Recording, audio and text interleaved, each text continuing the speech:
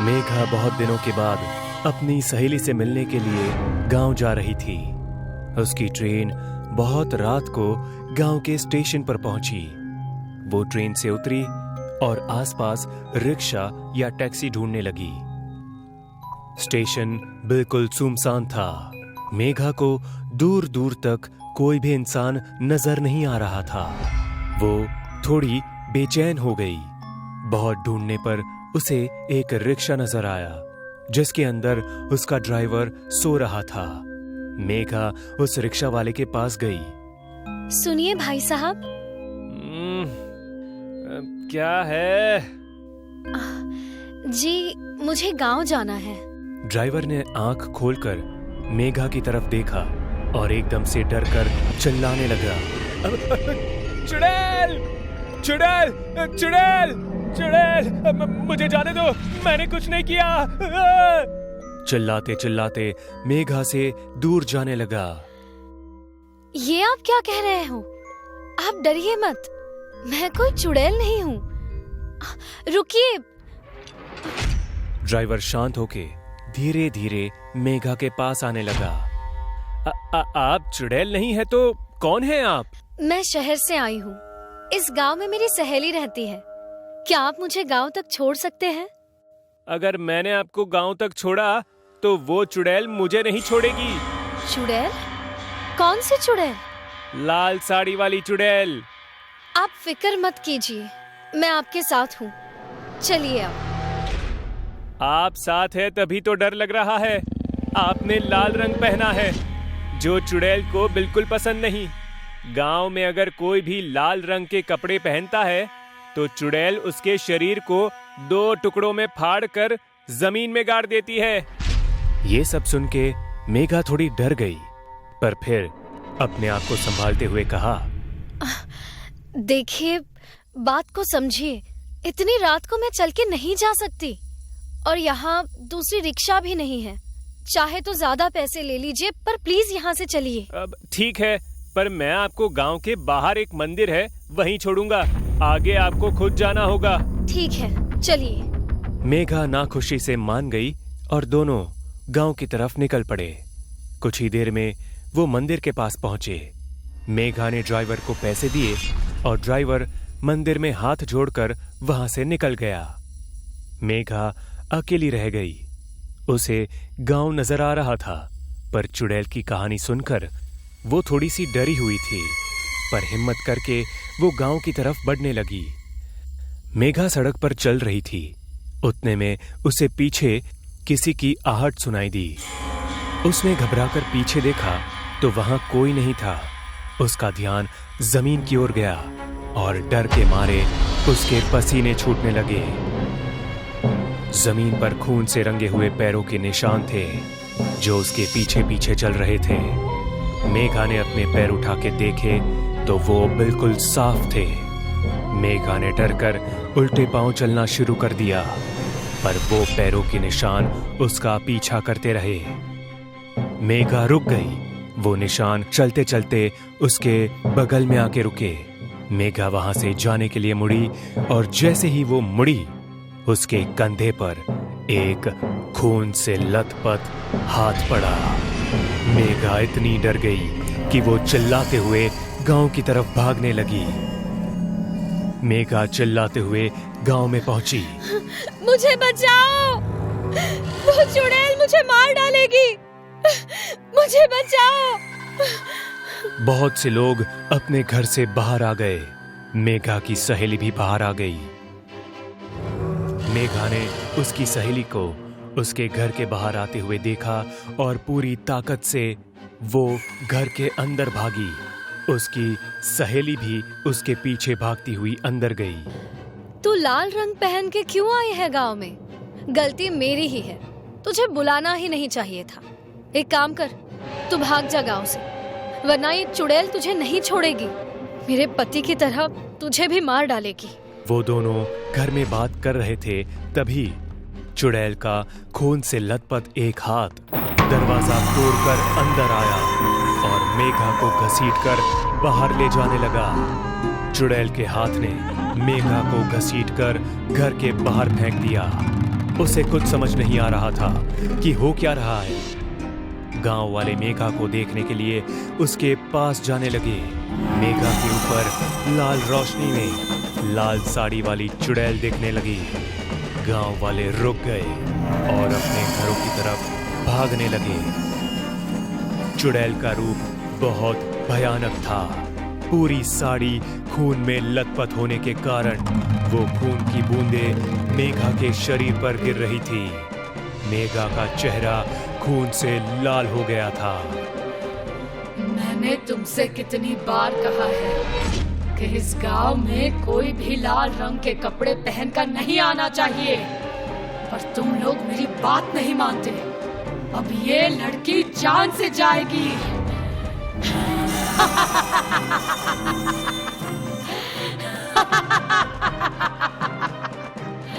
इतना कहकर वो चुड़ैल भयानक हंसी हंसने लगी। चुड़ैल को देखकर मेघा भागने लगी। मेघा को भागता देख चुड़ैल ने अपने हाथ लंबे किए और उसको हवा में उठा लिया। चुड़ैल ने मेघा को अपने सर के ऊपर उठाया और उसके शरीर को बीच में से फाड़ने लगी। जैसे जैसे मेघा के शरीर के 2 टुकड़े हो रहे थे, वैसे वैसे मेघा का गर्म खून चुड़ैल के सिर पर से पूरे शरीर पर फैलने लगा। उस खून की वजह से चुड़ैल की साड़ी और भी लाल होने लगी। शरीर के फटते वक्त मेघा इतने जोरों से चीख रही थी कि उसकी चीखों की वजह से पूरा गांव थरथरा उठा था। सारे गांव वालों की रूह कांप उठी। अंत में मेघा के शरीर के 2 टुकड़े हो गए और वो वहीं हवा में लटकते रहे। चुड़ैल जोरों से हंसने लगी। उसने अपने हाथ जोर से जमीन पर दे मारे और उसकी वजह से जमीन में 2 गड्ढे हो गए। चुड़ैल ने अपने दोनों हाथों में 2 टुकड़े लिए और दोनों गड्ढों में एक एक फेंक दिया। जैसे ही टुकड़े गड्ढे में गिरे, उस पर अपने आप मिट्टी गिरने लगी और देखते ही देखते गड्ढा बुझ गया। जमीन जैसी थी वैसी हो गई। चुड़ैल के अंदर से लाल रोशनी निकलने लगी और उस रोशनी में वो गायब हो गई। चुड़ैल के जाते ही मेघा की सहेली उस गड्ढे वाली जगह पर आई और रोने लगी। धीरे धीरे सारे गांव वाले इकट्ठा होने लगे। क्या आपको हमारे चैनल स्पूकी स्पूकी फ्राइडे के वीडियोस पसंद आते हैं? अगर हां, तो प्लीज हमारे चैनल को सब्सक्राइब कर लीजिए, क्योंकि आपको पता है जिन लोगों ने सब्सक्राइब किया है उन्हें हमारे स्टोरीज सबसे पहले मिलते हैं। देखिए, मेरी बात सुनिए। इस पेशेंट को कुछ देर में होश आ जाएगा, तब तक इसे यहीं रहने दीजिए। आधे घंटे बाद घड़ी में 11:50 हुए थे।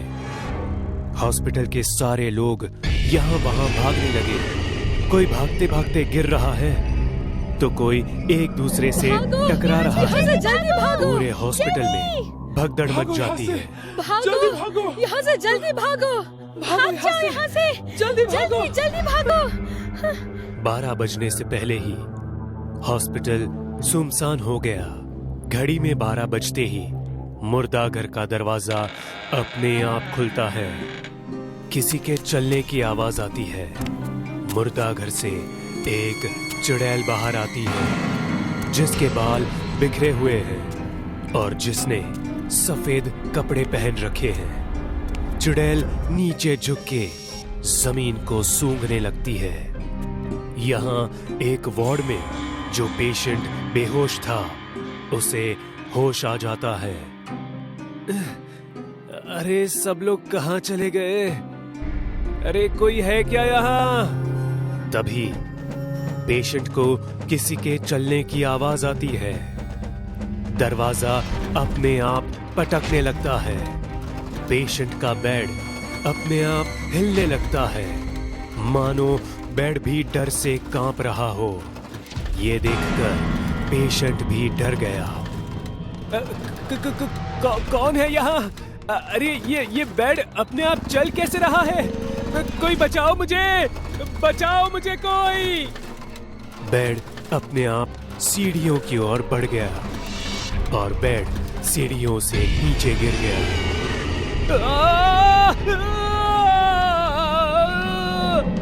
उस पेशेंट को बहुत चोट आई थी। वो दर्द से करहा रहा था कि पीछे बेड हिलने लगा और उस हिलते हुए बेड से डरकर पेशेंट भागने लगा। वो दौड़ रहा था और बेड उसका पीछा कर रहा था।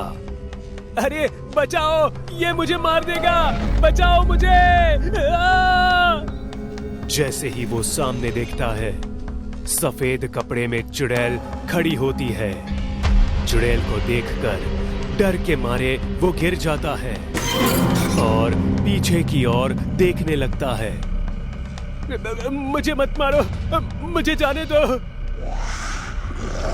पेशेंट भागने की कोशिश करता है। चुड़ैल कूद के उसका पैर पकड़ लेती है।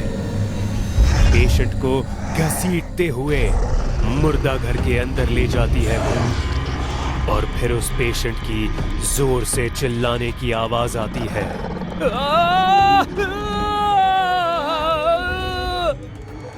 कुछ देर बाद चुड़ैल मुर्दा घर से बाहर आती है। उसका मुंह खून से सना होता है और वो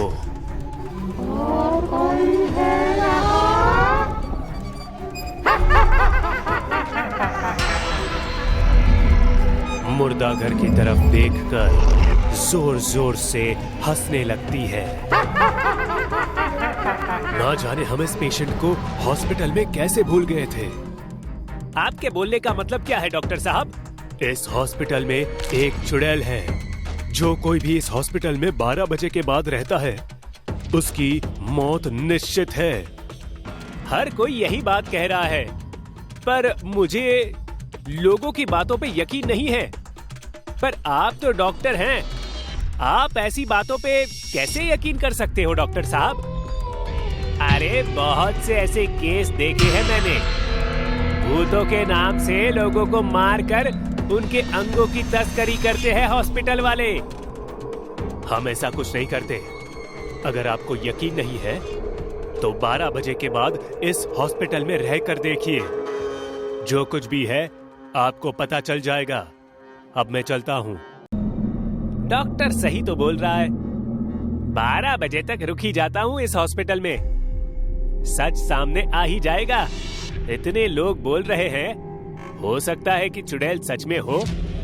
और अगर सच में चुड़ैल हुई तो एक काम करता हूँ, हॉस्पिटल में मिनी कैमरा लगा देता हूँ और हॉस्पिटल के बाहर ओबी वैन में मैं बैठकर सब कुछ देख लूंगा। दूध का दूध और पानी का पानी हो जाएगा। जर्नलिस्ट छोटे छोटे कैमरास हॉस्पिटल में लगा देता है और अपनी ओबी वैन में बैठकर 12 बजने का इंतजार करता है। इतने सालों से हॉस्पिटल में सबकी जान जा रही है। आखिर ऐसा हो क्यों रहा है? आज सच्चाई सबके सामने आ जाएगी। जो भी सच हो, इस सच को सबके सामने लाने के लिए मेरा प्रमोशन पक्का है। 12 बजने ही वाले होते हैं। सब लोग हॉस्पिटल से बाहर भाग रहे होते हैं, पर वो जर्नलिस्ट वही हॉस्पिटल के कंपाउंड में ओबी वैन के अंदर बैठा था। वो स्क्रीन पर देखता है कि मुर्दा घर से एक चुड़ैल बाहर आती है, जिसका चेहरा बालों से ढका हुआ है। अरे ये कोई चुड़ैल है कि औरत? लगता है ये कोई जूनियर आर्टिस्ट है, भाड़े पे मंगवाई गई है। तभी चुड़ैल धीरे धीरे कैमरे के पास आती है और झटके से बाल ऊपर करती है। डरावनी शक्ल देखकर जर्नलिस्ट कुर्सी से नीचे गिर जाता है। चुड़ैल! जर्नलिस्ट इतना डर जाता है कि वो भागने की सोचता है, लेकिन जैसे ही वैन का दरवाजा खोलता है, चुड़ैल सामने खड़ी होती है और वैन के अंदर आ जाती है। जर्नलिस्ट दूसरा दरवाजा खोलने की कोशिश करता है, पर वो दरवाजा नहीं खुलता है। वैन के शीशे पर खून उड़ता है। अगली सुबह पुलिस जर्नलिस्ट की ये हालत देखकर हैरान है। पुलिस ने कल रात का रिकॉर्ड किया हुआ फुटेज भी देखा। कोई मुजरिम हो उसे पकड़ सकते हैं, पर ये तो भूत प्रेत का मामला है, इसमें हम कुछ नहीं कर सकते हैं। मैं समझ सकता हूँ सर, हमें कोई पहुंचा हुआ बाबा चाहिए। हॉस्पिटल वालों ने चुड़ैल को पकड़ने के लिए एक बाबा को बुलवाया। बाबा रात के 11:30 बजे हॉस्पिटल में आते हैं। अब आप ही हमारी हॉस्पिटल को इस चुड़ैल से बचा सकते हैं बाबा। मुझ पे विश्वास रख बेटा, सब सही होगा। जी बाबा। सब लोग हॉस्पिटल से बाहर निकलने लगे 12 बजने से पहले। लेकिन बाबा मुर्दा घर के सामने ही बैठकर मंत्रों का जाप करने लगते हैं। ओम त्र्यंबकम यजमाहि सुगंधित पुष्टिवर्धनम। चुड़ैल मुर्दा घर से निकली और बाबा को देखकर हंसने लगी। मानो कि बाबा के मंत्रों का कोई फर्क नहीं पड़ रहा था चुड़ैल को। बाबा जितने जोर से मंत्र पढ़ रहे थे, चुड़ैल उतनी जोर से हंस रही थी। ओम त्र्यंबकम यजमाहि सुगंधित पुष्टिवर्धनम। चुड़ैल अपने हाथों से इशारा करती है। बाबा ऊपर देखते हैं तो ऊपर से पंखा बाबा पर गिर जाता है। बाबा का चेहरा खून से सन जाता है और फिर चुड़ैल बाबा को मुर्दा घर में घसीट कर ले जाती है।